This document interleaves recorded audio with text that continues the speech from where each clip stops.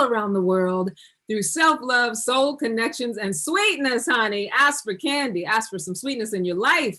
And for those of you who've been listening along, those of you who've been with the show for ages, you know that I used to go live, and then I started doing a recorded show through all this pandemic, and now we are back.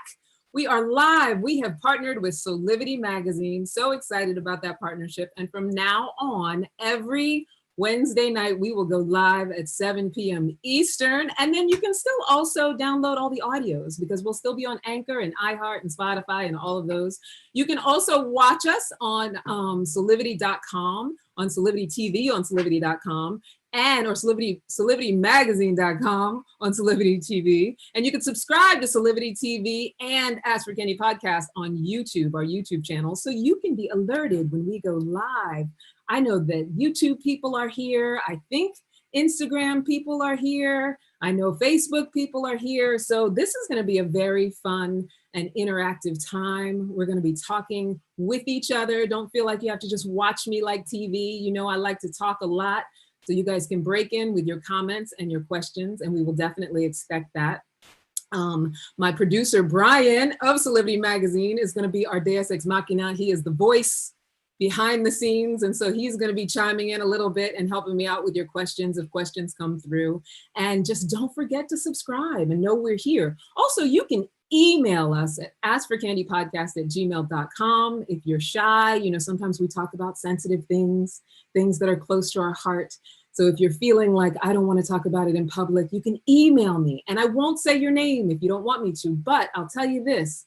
When you email me about your own issues, I can guarantee that there are other people out there who are dealing with the same stuff.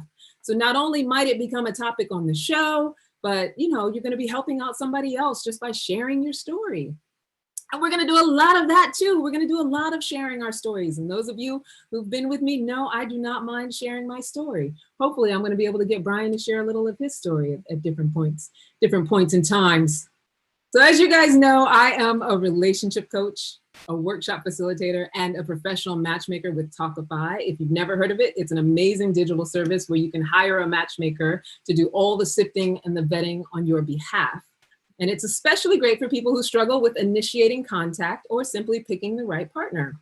Matchmaking and relationship coaching is my zone of genius. And the best part about it is that week to week, I get to grow and learn as I interact with people around the most intimate parts of their lives.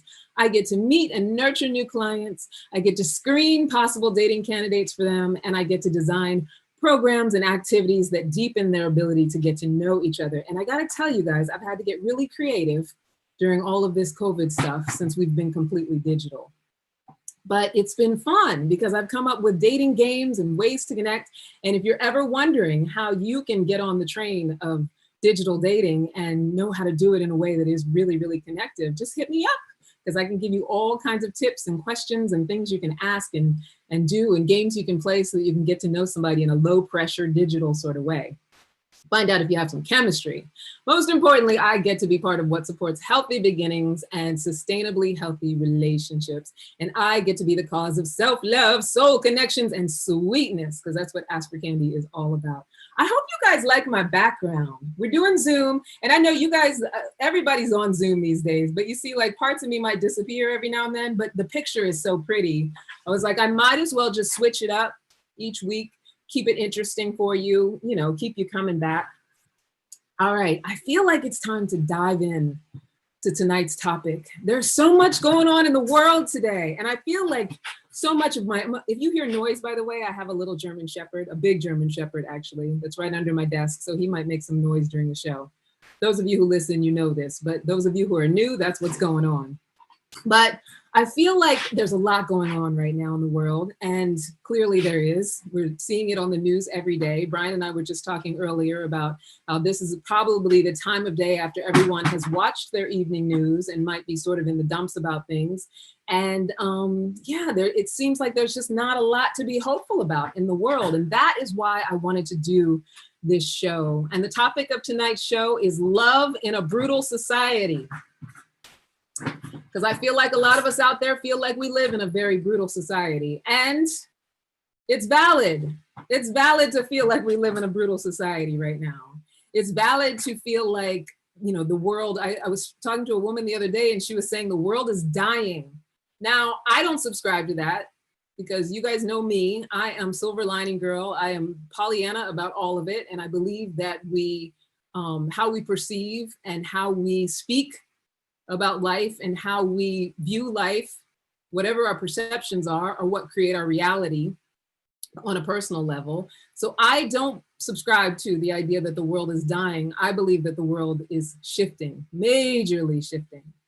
And so, you know, I wrote up some stuff that I wanted to talk to you guys about. And I wanted to talk about, first of all, the brutality of our society. And, you know, we talk about it a lot. We hear about it a lot on the news and, you know, what a lot of different people have to say about it, what a lot of people say are the solutions about it. But I want to share my take on it before I share what I think is the solution. And I feel like it's the, you know, I don't think that there's any kind of snap your fingers magic miracle way that we're going to be able to do this. It's going to be like weight loss. It's going to be about developing new practices. But what I want to talk about is what's going on today and why I think what I think is the solution without making it too convoluted. So, like I said, tonight's topic, love in a brutal society. So racism and police brutality are at the forefront of every conversation these days. And it always interests me how resigned we are to being shocked, hurt, afraid, and even galvanized to fight. But rarely do we turn the focus on how brutal our society is in general. And so, you know, racism is now shining a light on, you know, a particular type of brutality, but there's racism, there's transphobia, there's misogyny, even just our political polarization. They're just the mechanisms that we use against each other when what we really need is a way to heal and express the pain of long-standing generational wounds, shame, deep-seated insecurity. And who I'm talking about is all of us. I'm talking about humanity. I'm not talking about Black people as a culture, even though I strongly believe in our healing. And that is the crux of what I do as a professional. You know, my purpose is aligned with helping people of color, myself included, in their healing process, healing from generations of oppression. But I believe that we all need the healing. And in order for our society to be a less brutal society, and in order to consider a lot of the solutions that a lot of the experts are talking about, in order to be pro-equality and really have the shift be effective, we want to own that we are humanity first. And we want to own that even the oppressor, and especially the oppressor, needs healing as well. So everything that I'm talking about has to do with all of humanity and all of society. And I'm not wagging my fingers at anyone or any group because I consider myself part of society and humanity. I feel like this is something for all of us. And I just was inspired to share these things. I know I'm always preaching about how self-love is the answer. I believe that self-love is the answer. And my goal is to someday get it across that unconditional self-love is important to us individually because it's how we overflow it to our communities. And when we can overflow it to our communities overflow it to our cultures and our societies, into our countries and into the world. So it starts with each of us as an individual.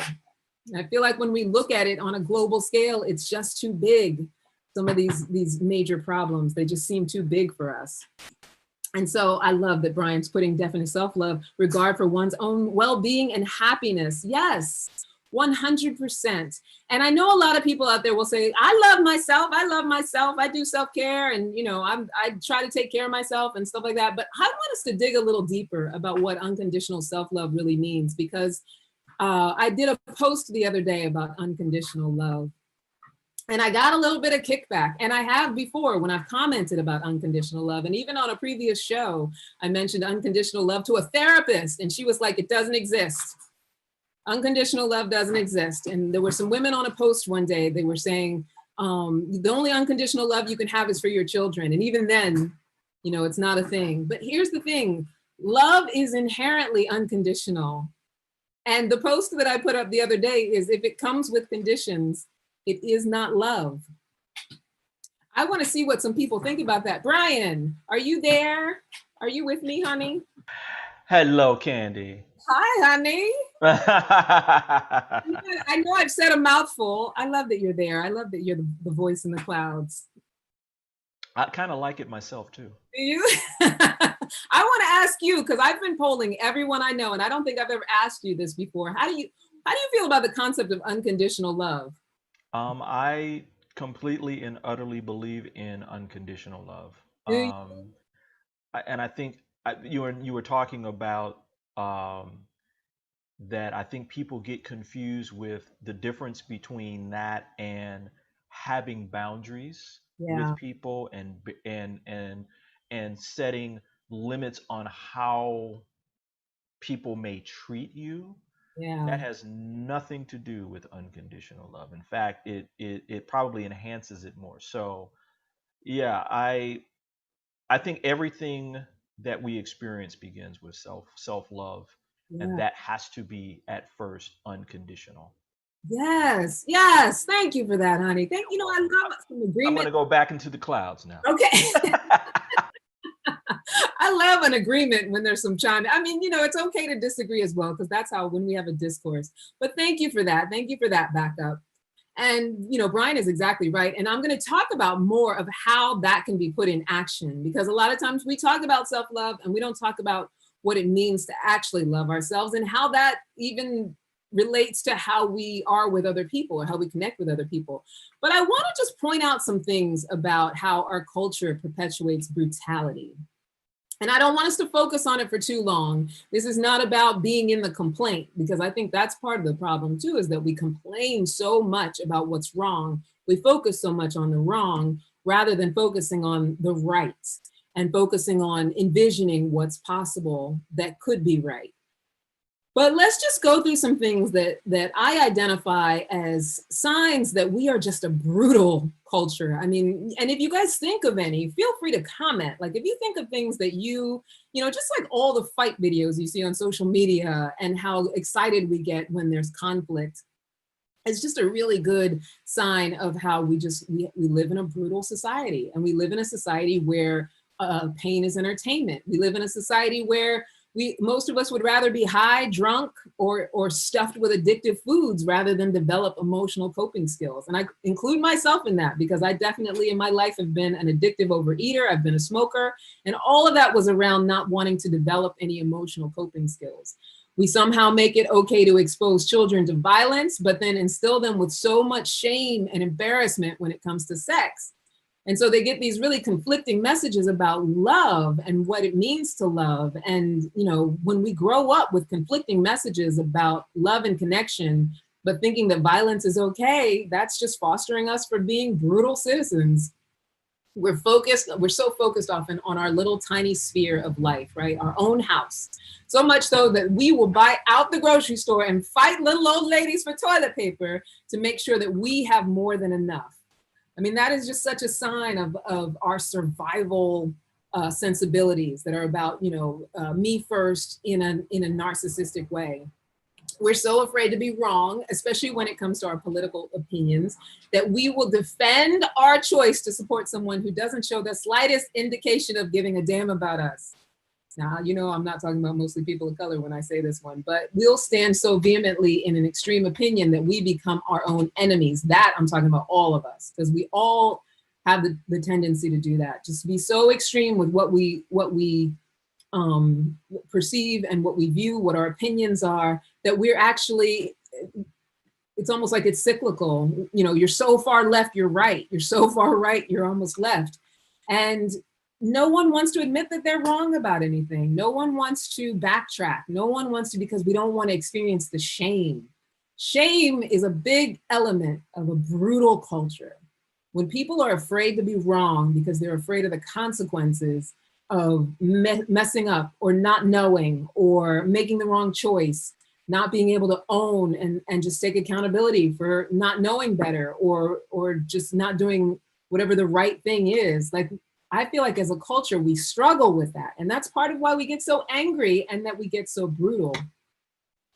Also, we live in a society where we villainize money and worship it at the same time, which, it's a capitalistic society. We villainize it. Money is the root of all evil, which is a misquote from the Bible.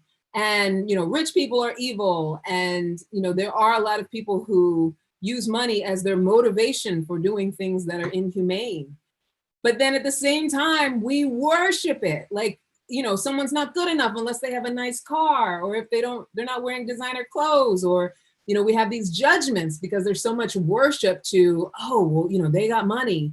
And then also the conflict of being jealous or feeling like someone's going to get something that we're not going to be able to get. And if someone else has, that means that we can't have. And so those mindsets keep us in a place, right, when it comes to money.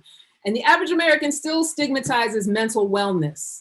And we treat people like there's something wrong with them if they can't iron out their emotional problems alone. That's part of a brutal culture, that it's not okay to ask for help. That's brutality, to make people feel like if you can't get your emotions together, or if you're struggling with something internally, that something is wrong with you and that you should be too embarrassed to ask for the help, or that it's something you shouldn't spend money on, or that it's a waste of your time, that there's, that you should be able to pull yourself up by your bootstraps and get over it. Like, that's brutal. It's brutal because what it does is people who have, first of all, any sort of chemical,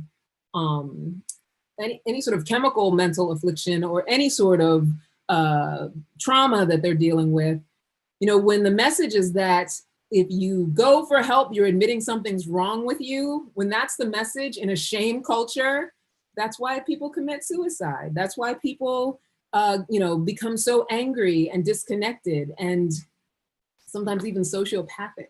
And unfortunately, as Sherilyn Ifill, president of the NAACP Legal Defense Fund, recently stated, we have shied away from solving the most difficult problems in our society, and instead we thrust it all on the criminal justice system. Poverty, homelessness, mental illness, kids just being kids, basic conflict resolution. We look to the police to handle everything. You want to get your neighbor under control? We look to the police. I'm not necessarily talking about people of color, but in general, our culture thinks that the police are there to handle every problem. And I was watching a Trevor Noah episode, and he was talking about how in Africa, people don't call the police for dumb stuff. He's like, if your cat gets stuck in the tree, you call the police, they'll say, oh, well, good luck with your cat. Whereas here, it's like, we will call the police, especially those of us of, a certain false supremacy, will call the police to take care of everything. And that is part of a brutal culture, feeling like that the criminal justice system is even equipped to deal with most of the problems that human beings have between each other. And the reason that we're not equipped to deal with most of them is because we're not working on our emotional coping skills. And that's everybody. That's everybody. So then we're calling the police, who, just like so many of us Americans, are insecure, entitled. They often come from abuse as well. And they're convinced that certain groups of people are out to steal what little they think they have. They're given a gun and a uniform that's supposed to represent authority. So the sense of entitlement and false supremacy is the only thing that's buoying their self-esteem. And then we get even more brutality. So like I said, all of this stuff and more is just our tools for being brutal. It's not that racism is the base problem. It's not that transphobia is the base problem. It's not that any of this is the base problem. We are a brutal culture, and we're afraid to be vulnerable. We're afraid to look weak. Even as women, we're afraid to look weak if we're in our feminine energy. There's just a resistance and an up against our humanity that we've been living in for a very long time as a country. I can't necessarily speak for other countries. I'm sure it is bled out in a lot of ways in other countries, but I just don't think that anybody is experiencing what this country is experiencing right now based on our own brutality. We've been brutal since the beginning.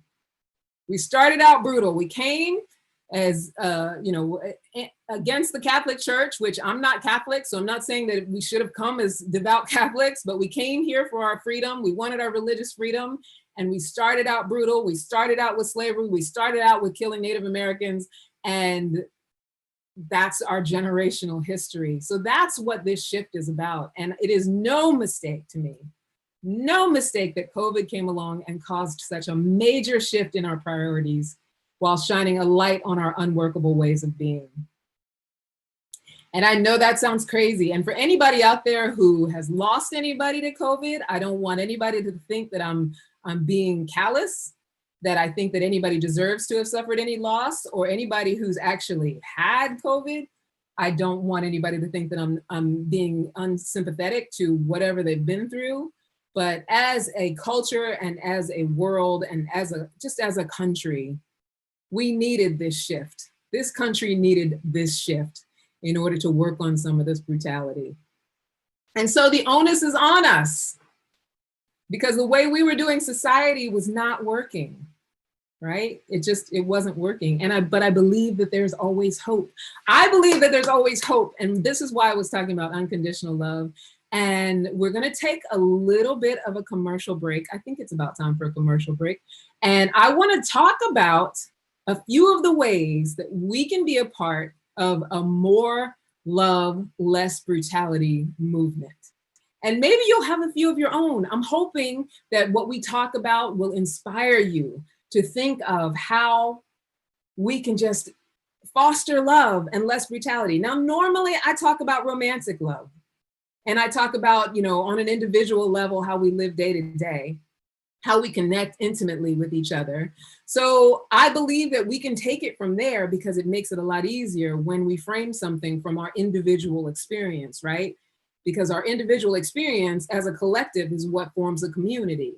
So if you have ideas around, what it means to foster more love and less brutality, and how we can bring that into our homes and fill ourselves up so that we can overflow, then I definitely want you to join in the conversation when we come back. We're going to take a couple minutes break, and then I'm going to share that with you. Are we ready to take the break, Brian? Is this a good time? Absolutely. We are ready when you are. All right, I'm ready to go. We're going to take a little break. We're going to come back, and we're going to talk about unconditional love and how to make it work in your life, and why, yes, it is a real thing.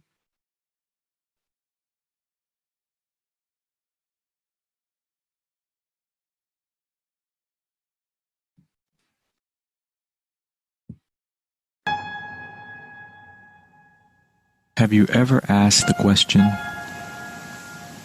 if I was to be anything, what would I be? Regardless of money, regardless of status, beyond popularity and fame, living your passion, feeling your life has purpose. Solivity is a space to nurture that which lives in all of us. A place where work can become play, and doing what we love creates the dreams of a lifetime.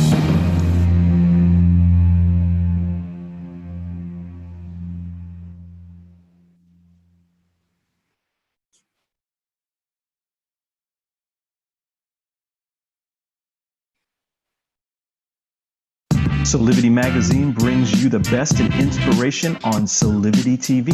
Check out our new shows.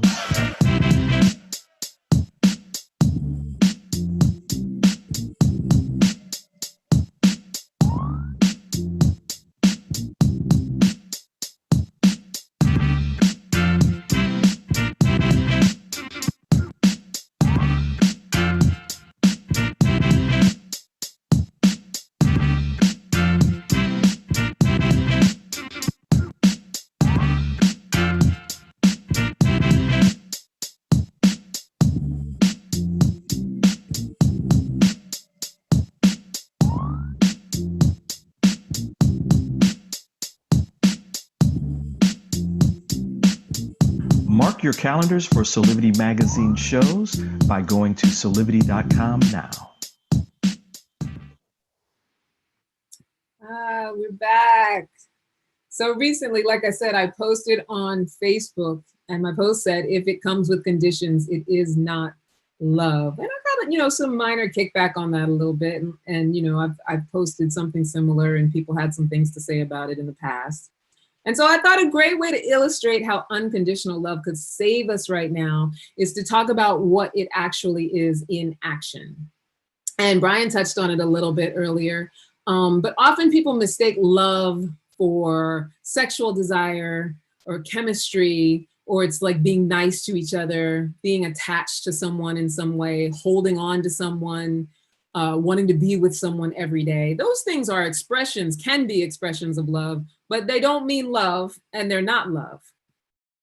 And so what I want to talk about is not just the conventional ways that we can express love, but the non-conventional ways that we can express love, so we can get clear about what unconditional love really is. Brian mentioned boundaries, being able to stand for yourself, but let's do a little bit of a deep dive. And I actually do believe that love is inherently unconditional, because what love does is it accepts that you are who you are, your strengths and your weaknesses. What about you I might think is failing, and what I think about you is amazing. I love you either way. I can be angry with you, I can be happy with you, but the love is always there, and it's always from a basis of love. Love is unconditional. It accepts. I accept who you are. I accept how you are. Doesn't mean I agree with it. Doesn't mean I'm okay with it. Doesn't mean I'm not going to do anything about it or try to talk you out of it, or be a stand for how I feel about it. All it means is that I love you either way, right?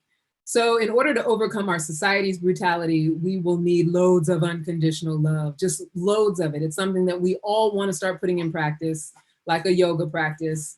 If you don't believe in it, if you don't believe it's possible, if you could just allow yourself on an individual basis, just a little bit of it, just a little bit into your life, just to test it out. You don't have to do anything scary. You don't have to walk around. There goes my German Shepherd. You don't have to walk around pretending that, you're Jesus or anything like that, but just be willing to put a little bit of it into practice. And I'm going to give you some action steps that you can actually take, because I like to put things in motion. So some non-conventional ways of expressing unconditional love that most of us overlook, because we're either doing it through anger, or we assume that we can't love this person because we have to do these things, when in fact, it's exactly what it means to love someone. And it's exactly what it means to love ourselves. So these things are a combination of both of those. So the first one is knowing and accepting ourselves and developing a clearly defined set of personal values and principles. So that one's really, really important. That's something that I did not know to do, even though I grew up in the church. And, obviously, if you grew up in the church, if you were raised with a religion, that's a certain set of values and principles that you can 100% follow and decide that that is your framework for your living. That's the structure for your living. And even though I grew up in the church, I still was in my 20s, 30s, not understanding what it meant to be a stand for a clearly defined set of personal values and principles. I grew up in the church not wanting to then be in the church as an adult. And so there was a time of searching and trying to figure out, what is important to me? What are my core values? What do I stand for? And I didn't even know that's what I was looking for at the time. But, the Bible talks about know thyself. Most religions talk about the importance of knowing yourself. Life in general, if you're an atheist and you don't even believe in God, you only believe in humanity, to survive in humanity, you have to know yourself. You have to know what you stand for. You have to know what's important to you. In order to, otherwise you're just, going through life by rote. And that's how we end up with a brutal culture, because there's no point, there's nothing important, there's no hope, right? So knowing and accepting ourselves, developing a clearly defined set of personal values and principles, that can start with you at any moment and however you want to invent it. Whatever you feel is most important to you. I know for me, kindness, compassion, contribution, love, caring, being able to connect with other people, communication, those are core values of mine.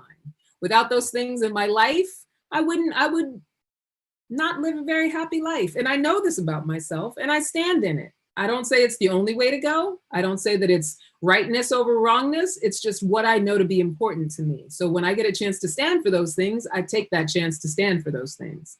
And just that knowing gives me some direction for who I want to be and how I want to be and how I treat other people. It gives us direction for how we treat each other when we know ourselves, right? Speaking up for ourselves and peacefully being a stand for what we believe in, even in the face of disagreement. That is unconditional love. Like, you can disagree with me and I don't have to question myself. I don't have to fight you. I don't have to hurt you. I don't have to win.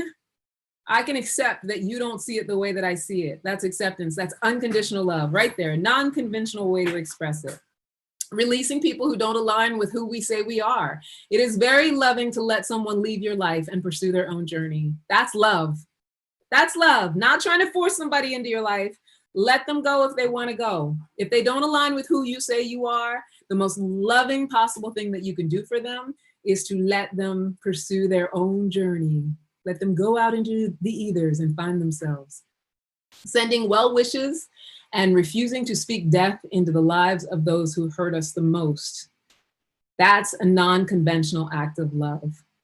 So if I wish my enemies well, whatever I consider my enemies or people that relationships didn't work out, if I wish them well and I refuse to speak death in their life, that is unconditional love for myself, because the resentment's only going to eat me. And it's also unconditional love for them. Doesn't mean I have to hold them. So Brian says he has a question. Brian, honey, please, by all means, we love questions.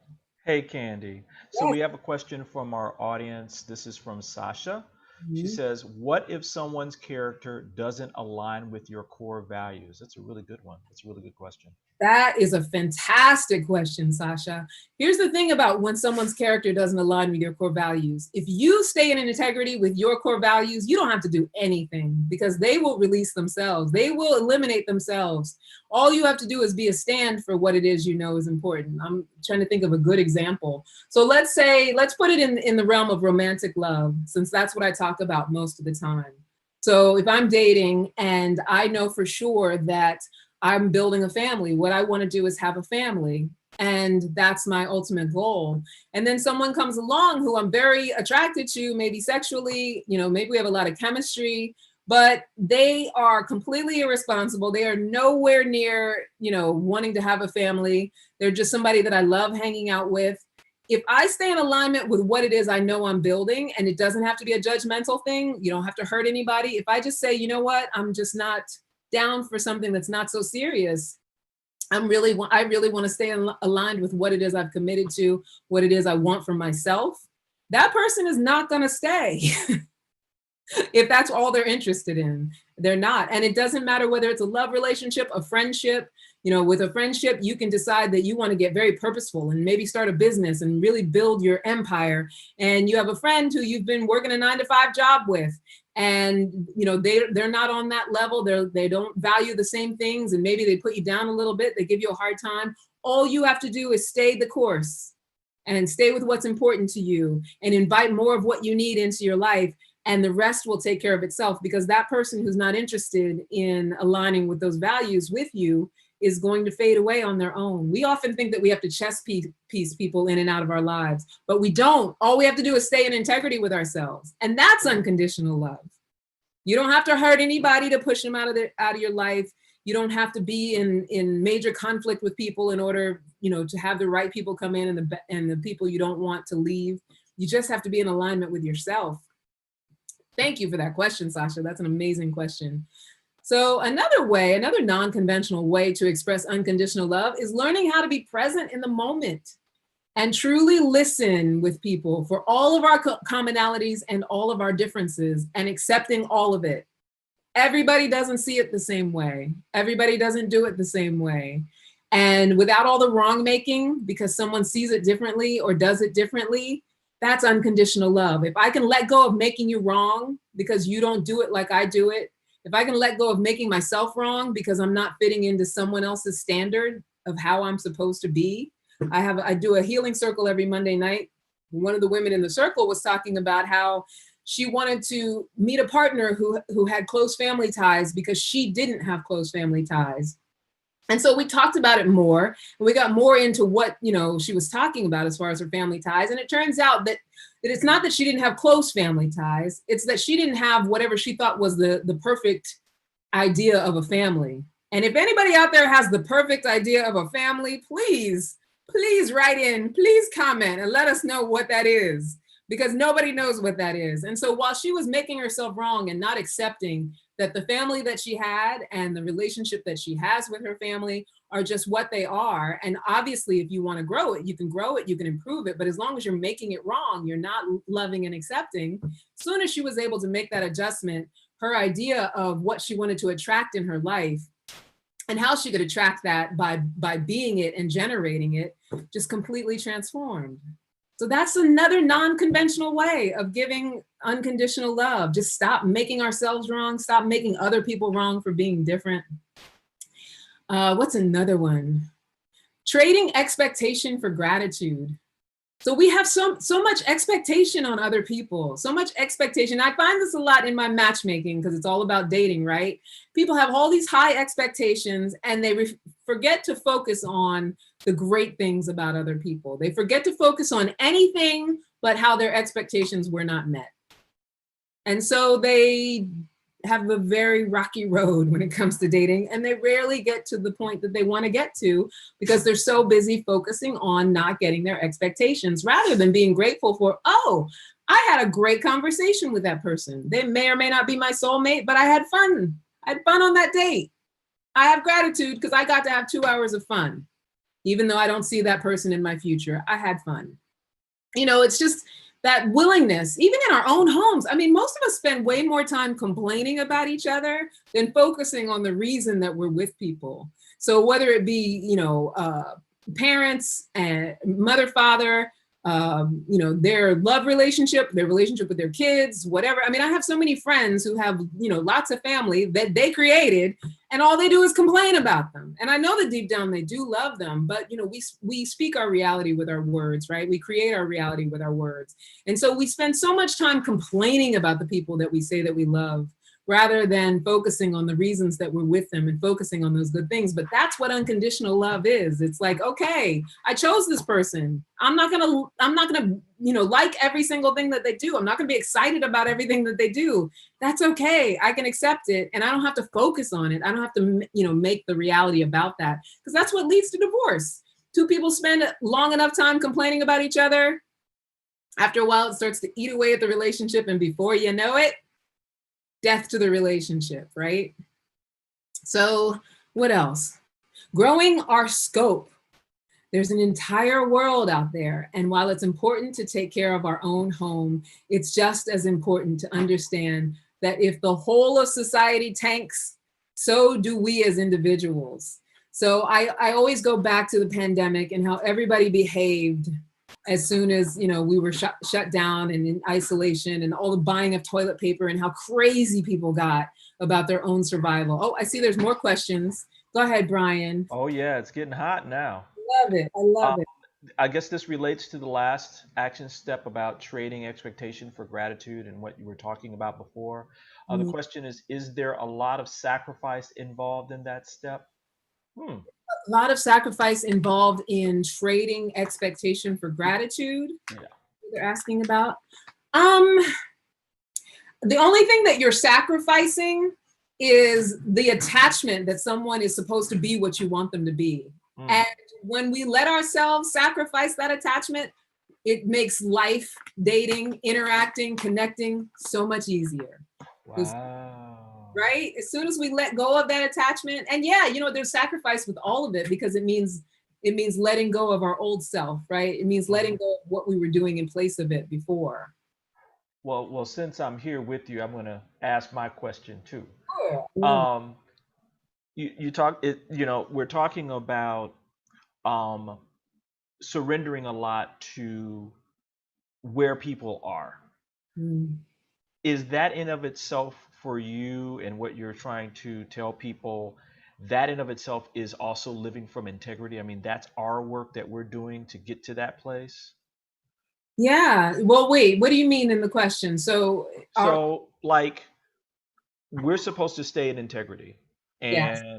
and part of that is us doing our own work, where, like you're saying, like, we've got to work on not having expectations about what people do.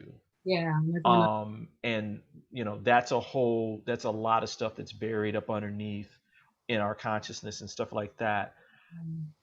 That's what I mean by us working to become even more aware of who we are, our own demons, Yeah. and through that process, accept that other people are doing the same thing Yes, definitely. And or not, not doing the same thing. or not doing the same thing. Because what that is, that alignment and that getting in integrity with ourselves is our self-healing, right? If everybody would just take responsibility for healing themselves and allow everyone else to be on their journey wherever they are with it, that's unconditional love. Because that means, what I'm saying is, I trust my own process, and I'm growing to trust myself enough that if you don't meet my expectation, I'll still be okay. Got it. Got it. Thank you for that. Yeah, I mean, and thank you for that great question, because that's what all of this comes down to. You know, I started out talking about healing as a community and healing globally, and the way to do that is to just start with ourselves. You know, I think sometimes it can be so big and daunting to look at all the problems of the world and think, you know, what can I do to make a difference in the world? Heal yourself. Heal yourself. Love yourself unconditionally in a non-narcissistic way. Understand who you are, accept who you are, and overflow that onto others. And the last non-conventional way that I came up with, and I know there's probably a million more, so I'm hoping you guys will think of them and maybe comment later or maybe email them to us. But this is one, I call it unconventional because I think a lot of people struggle with it. Sorry, the German Shepherd's ready to go out, so he's making a lot of noise. But forgiving the past. And that goes back to the healing of ourselves, right? Forgiving the past is one of those things that a lot of us struggle with, because we have an idea of what forgiveness is. We think that forgiveness is allowing people who've traumatized us or hurt us to come into our lives or stay in our lives and treat us badly and pretend like everything's okay. And I've talked about this before. We think forgiving means pretending to be like Jesus. And there is an actual effective forgiveness process that really is just about our own ability to release our resentments, perceive that person in a way that doesn't have them in this box of, you know, the one who caused me trauma. And it doesn't require having to compromise our feelings of trauma. It doesn't require us to put rightness on what we feel was wrong. It just means that we're willing to heal ourselves, because the abuser or whoever has hurt us, they don't have the capacity. They don't. Even their apologies, we say, oh, if I could just get an apology. Yeah, no, even if you get that apology, what the human mind does, especially as children when we've been traumatized, is we make decisions about life based on what's happened to us. And so without acknowledging those decisions, being in awareness around what those decisions are, and being able to forgive the past, without doing that, we're not healing ourselves. And when we're not healing ourselves, we're being part of a community that is unhealed. And for every unhealed person out there who can put his knee on somebody's neck and put his hands in his pockets for 8 minutes and 46 seconds, and every unhealed person out there who lost somebody to an unjust murder, hush, hush, hush, hush, little dog, to an unjust murder, or every unhealed person out there who's been through some trauma, you know, those things are not, hush, hush, hush. Of course, the German Shepherd's going crazy because I'm talking about the deep stuff.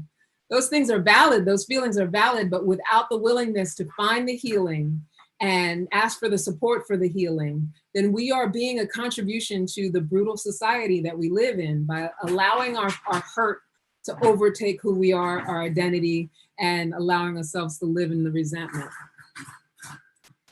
So yeah, I mean, there's so many more. And I know that if you know any non-conventional ways to show love, you know, you can email, you can comment, you can reach out and let me know, because I feel like this is an ongoing conversation, and it's going to take all of us. This is going to take all of us to be willing to start with ourselves. All of us have to be willing to say, I am accepting of myself and I can overflow onto others. And so, yeah, do we have any more questions, Brian? I feel like I don't want to run over time, and I want to make sure that we plug everything. How are we doing on questions? Haven't seen any come in so far, but I'm loving what you're talking about, Candy. You know, can you talk a little bit about some of the steps that you do on a daily basis that keep you grounded in unconditional love? Yeah, 100%. Because I believe that it is a practice. It's a daily practice. And, you know, after decades, you know, I'm well into my 40s, to give my age away, of being in that struggle of not being able to be in full self-acceptance. And so, you know, whether it was the story about being a woman of color, you know, being a woman who's lost my hair, like, you know, I've struggled throughout my life with that. Am I enough? Am I worthy? I've asked myself that question many times over the course of my life. And so it took growing into an understanding that it's not some magic thing that I'm going to buy or that I'm going to do, or some surgery that I could get, or, you know, what hair that I wear, or an amount of money that I'm going to get, or other people acknowledging me, or, you know, my parents loving me in the way that I think they should, or some perfect lover that's going to come along that's going to have me have a switch and understand how valuable I am. It's 100% internal. And the moment that I got that, I started to understand that I would have to start putting it in practice. And whether that means just being affirming with myself, understanding what it means to actually take care of my body, you know, by eating foods that have me energetic as opposed to sick, having a spiritual practice, meditating, letting me get quiet, letting my mind get quiet, telling myself good things rather than bad things, you know, releasing perfectionism. So I'm not always being hard on myself about how I do things, not waiting for other people's validation when I make choices that align with what's important to me, being able to express what's important to me. Like, I say all of these things, not because I've mastered them, but because I make a daily practice of them. And that's what I want to invite all of us to do, is to be willing to be in a daily practice. Do you have any daily practices, Brian? Oh, yes. Yeah. Meditation every day, sometimes 2 or 3 times a day to keep me grounded. Um, I think one important thing that you just talked about too is um, when you got to unplug from the negativity Yeah, I agree. that's out in the world. I mean, like the news and hearing about what's going on, and staying up to, you know, staying up on current events is important, but that doesn't mean you have to pitch a tent in it, right? And so that's one thing that I don't do. I get to a point at which if the news gets too much, then I just turn it off and I put on music or something like that. So those are a couple different things that I do that's very, very important. Yeah, 100%. Like, you know, and I think too, that part of the knowing yourself and, you know, really having a deep understanding of yourself is also developing what works for you as a practice. You know, I mean, for some people at this point, it's just, am I allowing myself to have a reasonable amount of sleep? Do you know what I mean? It's like things like that. Mm. Am I, like you said, limiting the amount of negativity and brutality that I'm watching on television every day? Am I, you know, and this is not about trying to live some perfect life, but I want to always be asking myself, am I filling myself with unconditional love so that I can overflow, so I can not be part of the contribution to the brutality of this society anymore? Wow. Right? Yeah, you know, you were talking about that, and I was thinking about um, when I was living in Europe, that they were talking about the difference between Americans and Europeans when it came to vacation, Hmm. and that Americans barely take 12 days a year total, not just vacation. We're talking sick time, holiday time, and Europeans take about 38, Wow. and the productivity is not that much different. Yeah, I believe it. I And so believe. that when you talked about the, you know, sleeping and that kind of thing, I thought about that. Yeah. Yeah. And that's the thing, like, we don't even, we as Americans, we're not taught to value that stuff. I mean, we're so busy being conditioned to be worker bees in a capitalist society that, you know, I don't remember my parents ever talking about the importance of making sure you get enough sleep. It was get an education, get a job, work your ass off, make as much money as you can. And, you know, that's what it was about. That's what we were working towards, right? Be as uh you know, raise your class level as high as you can. That's the kind of things that we as Americans tend to focus on. And that's why we live in a brutal society. You know, it's like we don't get a chance to focus on what's going on with your wellness. Are you sleeping? Are you eating things that are healthy for you? Are you consuming, reading, you know, involved with things that lift up your spirit and make you feel good? And sometimes people think that that's too Pollyanna.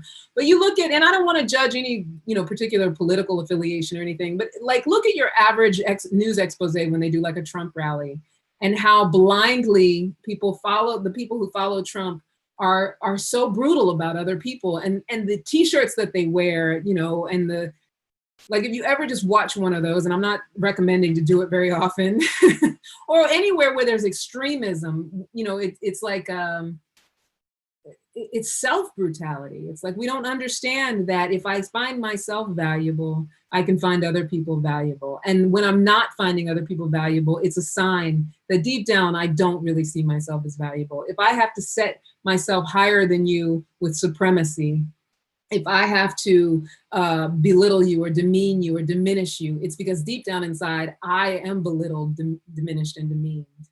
And all of that stuff, even though it sounds like it's not that important, my dad used to always say, you got to drink enough water, things like that. Like those are all tools for treating ourselves like we have value and treating ourselves like we're worthy. So then we don't have to be so insecure that we have to diminish and demean somebody else. And we don't have to, you know, resort to brutality so often. We don't have to be out there fighting each other. We teach our children that they have value, so they're not on World Star Hip Hop beating each other up. You know, things like that.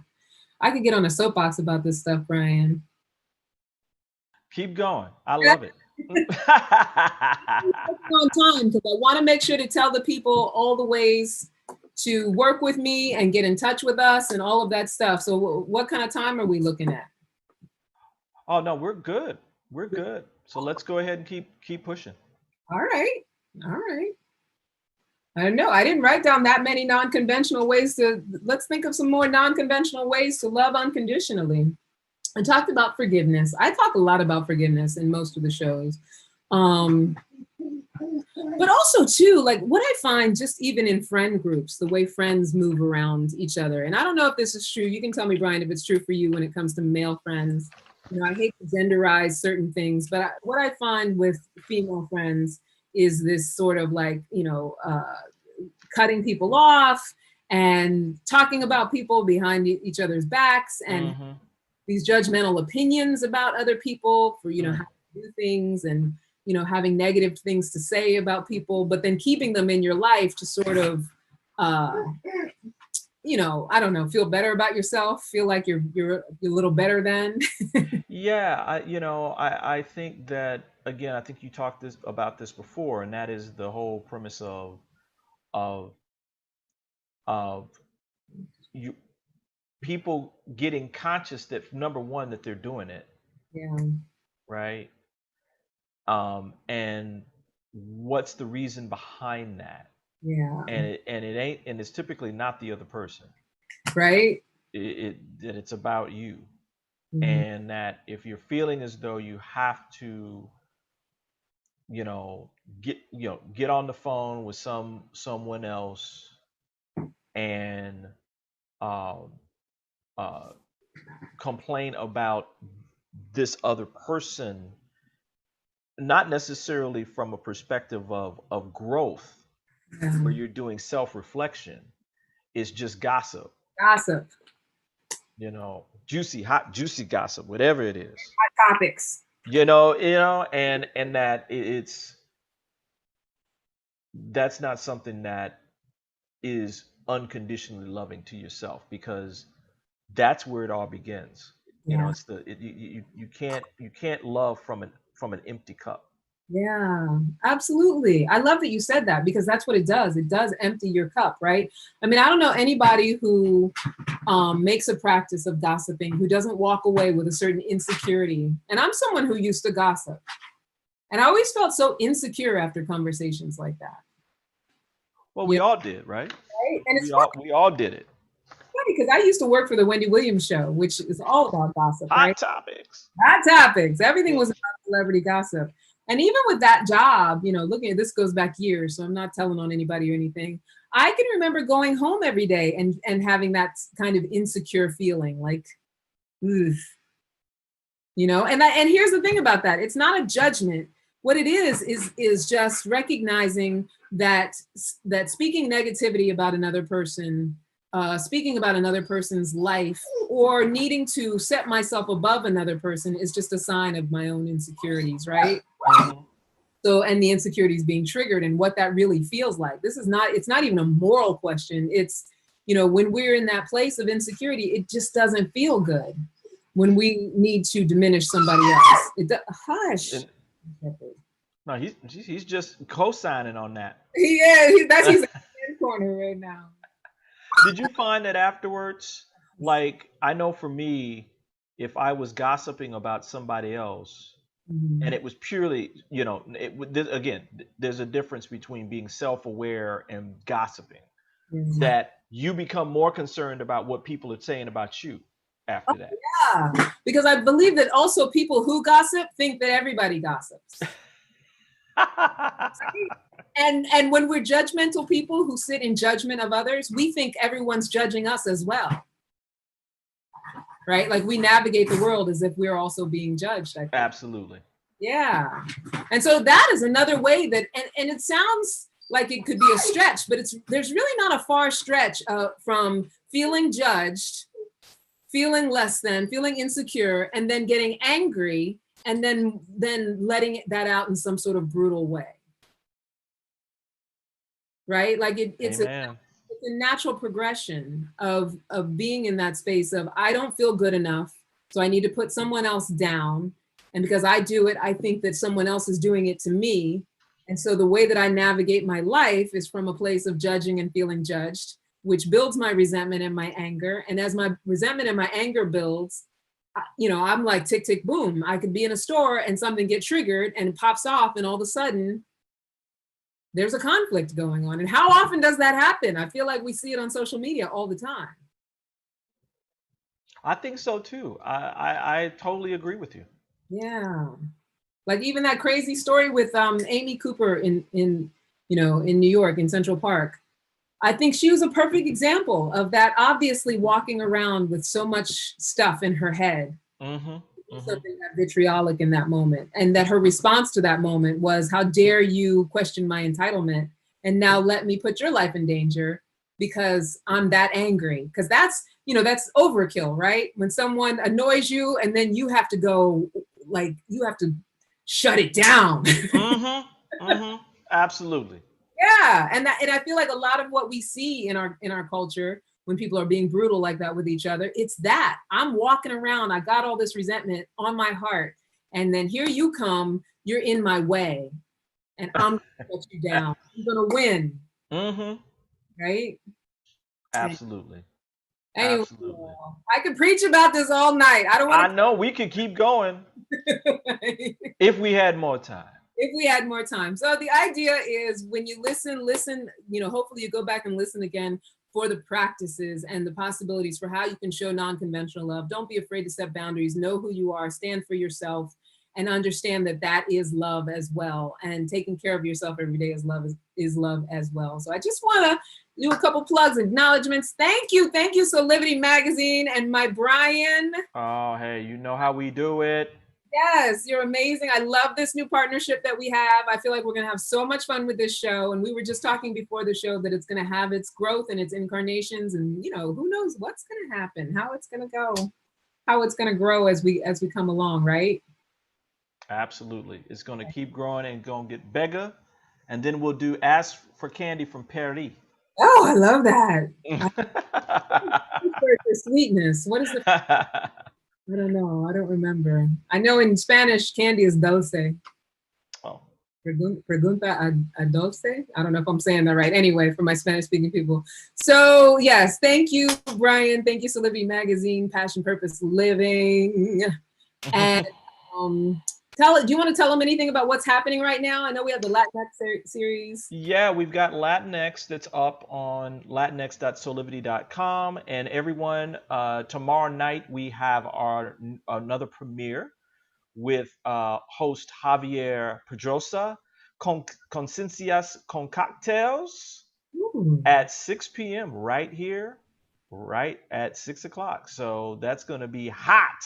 I'm gonna be there. Cannot wait. Yeah.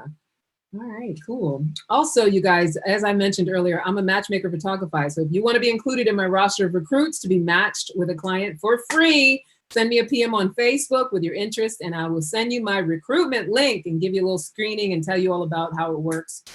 All you got to do is be single and open to being screened to go on a blind date. Also, every Monday night, I run the Epic Circle, which is an online healing circle for women everywhere. Every Monday night, 6 p.m. Eastern to 8 p.m. Eastern, we as women come together as a community, causing personal transformation when it comes to communication, forgiveness, self-love, which is what I talked about all night tonight, mother-daughter relationships, purpose, friendships, all that good stuff, all the tools that we need to be as big as we were meant to be. Instagram, at Ask for Candy Podcast, at Candy Love Coach, at Solidity Magazine. Also, shout out to the Ask for Candy podcast group. Hopefully you guys, I think I shared the show on the Ask for Candy group. So hopefully you guys got to watch and we'll interact later on. Don't forget to subscribe to our YouTube channel, Ask for Candy Podcast, the Solidity TV YouTube channel. Subscribe. Email us, askforcandypodcast@gmail.com, and send your questions and comments, and they may be upcoming topics. Until next time, never forget that you are a love machine.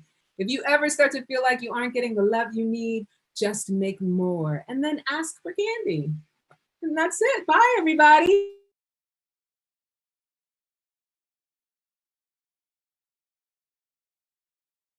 Thank you for watching Ask for Candy with Candice Harper, right here on Solidity TV every Wednesday at 7 p.m.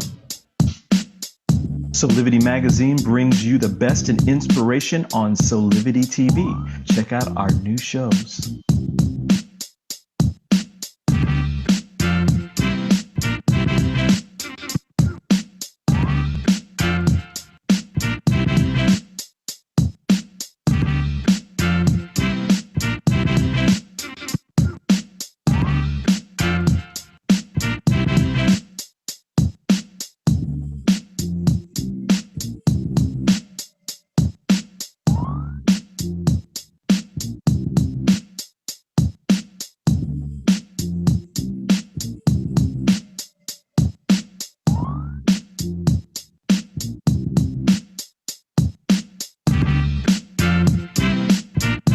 Mark your calendars for Solidity Magazine.